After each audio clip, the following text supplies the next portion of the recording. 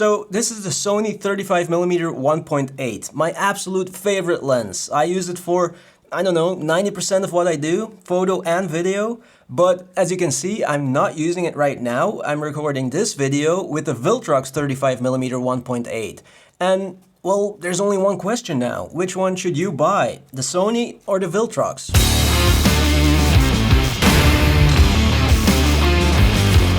Now, there's already a few videos on YouTube comparing these two lenses, and well, after having tested the Viltrox for 2 weeks now, I pretty much agree with everything they say about these lenses.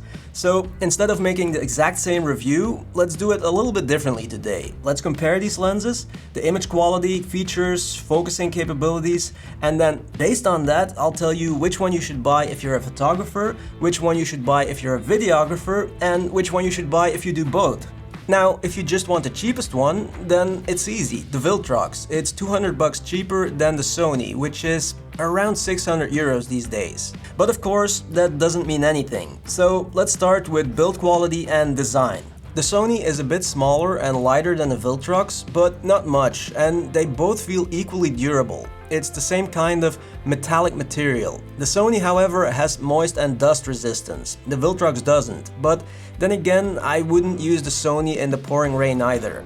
The Sony has an AF/MF switch that I never use because I have a button on the back of my camera programmed for that, but it's nice. And it also has a programmable button that I never use. But anyway, the Viltrox on the other hand has a declicked aperture ring and a USB connection for firmware updates. So different features, but they very much feel the same. I would say feature-wise, design-wise, because of the declicked aperture ring, the Viltrox is more suited for videographers. But then again, who uses a declicked aperture ring? I've probably used it maybe 1 or 2 times in the past 2 years. So, you know, and of course, you could use it to adjust the exposure while using video, but isn't that what variable ND filters also do, right? I don't know. If you want a declicked aperture ring, then the Viltrox is the one for you. So, build quality, design, I think both videographers and photographers will be happy with either one of these lenses. And then, focusing. The minimum focusing distance of the Sony is 22 centimeters, and the Viltrox has a minimum focusing distance of 40 centimeters, so almost double. Now, I'm not saying that the Sony is a macro lens or anything like that, but if you want to use it to shoot some smaller items, like a watch or, I don't know, a cup, for whatever reason, then the minimum focusing distance of the Viltrox is a bit far. Both lenses also have very little focus breathing, so videographers will be happy with either one. But then, autofocus. And this is where it gets interesting. This is where decisions will be made. So both are very quiet when using the autofocus, although the Viltrox does make a humming sound that sometimes gets picked up by the camera's microphone. And then the autofocus itself is where we see the big difference. In video mode, there's no problem, but in photo mode, the Viltrox is lagging behind. I'll link some videos in the description where they actually show you. But yeah, so the Viltrox sometimes misses focus, especially when photographing fast-moving objects. Sometimes it's front or back focuses, and the Sony nails focus pretty much all the time. So if photography is your game, then go for the Sony, 100%. Okay, and then the Bokeh Balls, because some people want to know what the balls look like. One of the other reviews mentioned that the Bokeh Balls that the Viltrox gives you has this onion ring effect, which can be distracting, especially when shooting photos. So again, if you want nice Bokeh Balls, the Sony is what you need. And then finally, image quality. I have to say, it's very close, but the Sony has a slight edge here.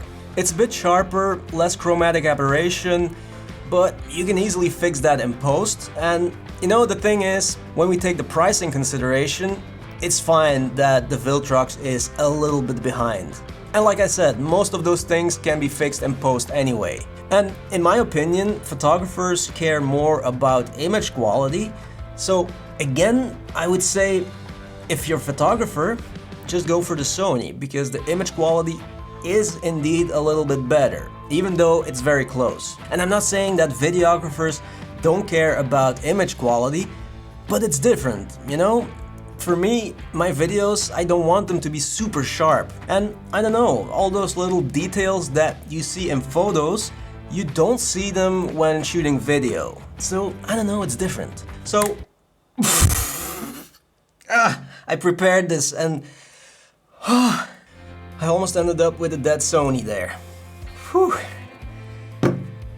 So, what's the conclusion?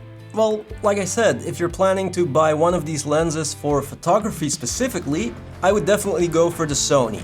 Autofocus is what could make the Viltrox very frustrating for photographers. Now, if you're a videographer on a budget, then the Viltrox will give you great results, no doubt about it. The Sony is of course also great for videographers, but it's more expensive. And if you do both, photo and video, well, I wouldn't mind shooting with either of these lenses. But if you rely heavily on autofocus and you shoot a lot of fast-moving objects, then I would go for the Sony. And if you do both, but you only occasionally shoot photos of landscapes and maybe some still objects, then the Viltrox will work fine.